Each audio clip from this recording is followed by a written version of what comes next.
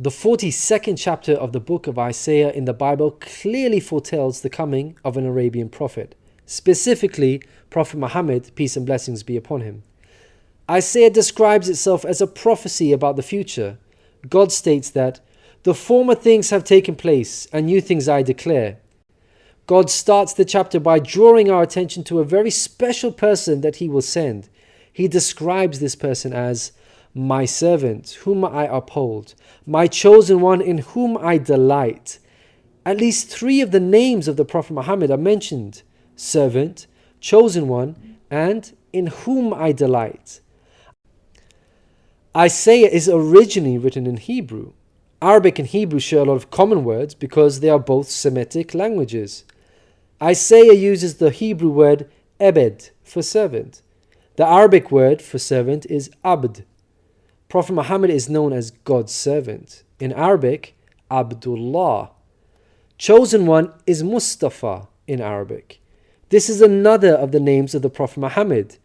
The one in whom God delights in shows that this person is beloved to God. Habibullah in Arabic, which means beloved of God, also happens to be one of the Prophet Muhammad's names. In Isaiah, God also reveals the location of this special person. He states, "Let the wilderness and its towns raise their voices. Let the settlements where Kedar lives rejoice." Out of all the nations on earth that God inspired Isaiah to mention, he chose to highlight Kedar's location, so we should pay special attention. Throughout the Bible, Kedar and his sons are linked to Arabia. For example, the book of Ezekiel tells us that Arabia and all the princes of Kedar were your favorite dealers in lambs, rams, and goats. In these they did business with you. In Isaiah, God goes on to narrow the location down further to a specific city within Arabia. He states that the people of Selah should sing for joy. Let them shout from the mountaintops. The place Selah pinpoints the exact location in Arabia. The place being spoken of is the city of Madina in Saudi Arabia, because Selah is the name of a famous mountain in Madina. Medina was the city of the Prophet Muhammad.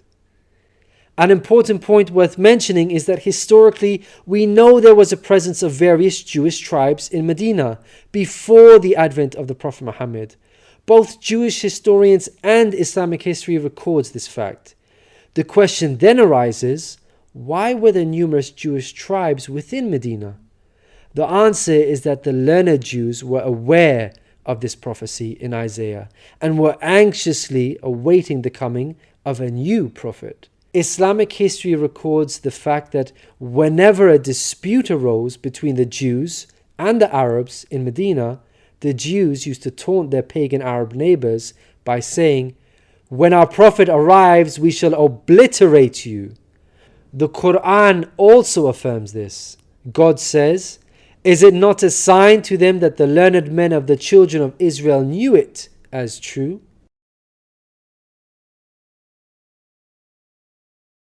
In Isaiah, God informs us that the special person will bring something new. Mankind is told that we will sing to the Lord a new song, His praise from the ends of the earth. The statement "a new song" means a new law, a new way of worship. This is exactly what Islam represents. The emphasis on the new song here is singing the praise of God all over the earth. The Quran opens with the statement, "Praise be to God, Lord of the worlds," and is recited by Muslims all over the world during prayers every day. The new song cannot refer to Jesus because he did not bring about anything new. Rather, he confirmed the law of Moses that was already there. In the Gospel of Matthew, Jesus said, "Think not I am come to destroy the law or the prophets. I am not come to destroy, but fulfill." Jesus obeyed and followed the law of Moses throughout his life. Jesus didn't sing a new song. He sang the same song of Moses, the Torah. Moreover, the disciples of Jesus also followed the law of Moses, even after Jesus departed. In the book of Acts, we are told that the disciples looked to the Torah for guidance. For the law of Moses has been preached in every city from the earliest times. In Isaiah, God emphasizes the universal mission of the coming person by mentioning that he will be made a covenant for the people and a light for the Gentiles. Gentiles means non-Jews. The Quran confirms the Prophet Muhammad, peace be upon him, was sent to the whole of mankind, Jews and Gentiles alike. In the Quran, God tells us, "We have sent you, O Prophet, as a bearer of glad tidings and a warner for the whole of mankind, but most people have no knowledge."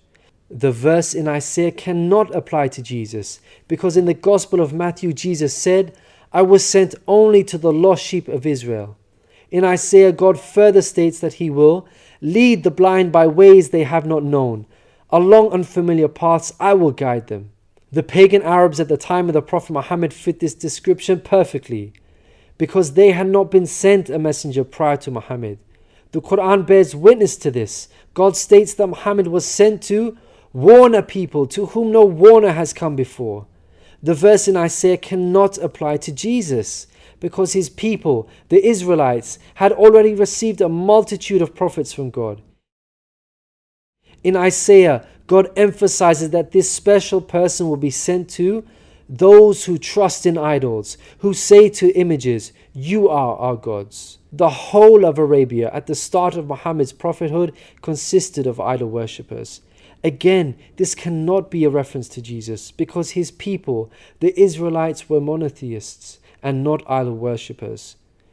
Moreover, Jesus explicitly told his disciples to stay away from the idol-worshipping Gentiles, the exact opposite of what God prophesied in Isaiah. The Gospel of Matthew tells us that these 12 Jesus sent out with the following instructions: do not go among the Gentiles. In Isaiah, God states that this special person will be a warrior and will go forth as a mighty man. He shall stir up jealousy like a man of war. He shall cry, yea, roar. He shall prevail against his enemies. Throughout history, God has dealt sternly with those who are sent guidance and persist in disbelief.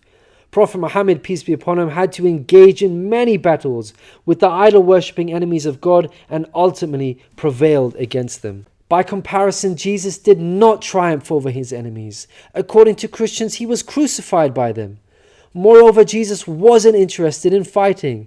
He was not a man of war. He was a pacifist, according to the Bible. He said such things as, "For all who draw the sword will die by the sword," and "My kingdom is not of this world. If my kingdom were of this world, then would my servants fight." In Isaiah, God gives us a list of momentous achievements for this special person. Chief of these is that the idol worshippers will be turned back in utter shame.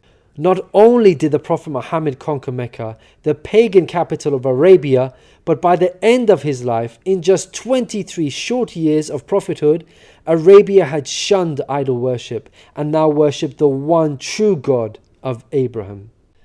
This cannot apply to Jesus, as it was Christians themselves who were humiliated and greatly ashamed for hundreds of years after Jesus. They were persecuted at the hands of the Roman Empire, who were idol worshippers. They executed some of the apostles of Jesus, such as Peter and Paul. Christians were tortured and even fed to the lions. Finally, Isaiah closes with an admonishment from God. "Hear, you deaf. Look, you blind, and see. You have seen many things, but you pay no attention. Your ears are open, but you do not listen. Which of you will listen to this or pay close attention in time to come?" It seems clear that the deaf and blind God is talking about in this verse are those who reject Prophet Muhammad, peace be upon him. Who among you will heed God by acknowledging him? Who will listen and pay close attention in time to come?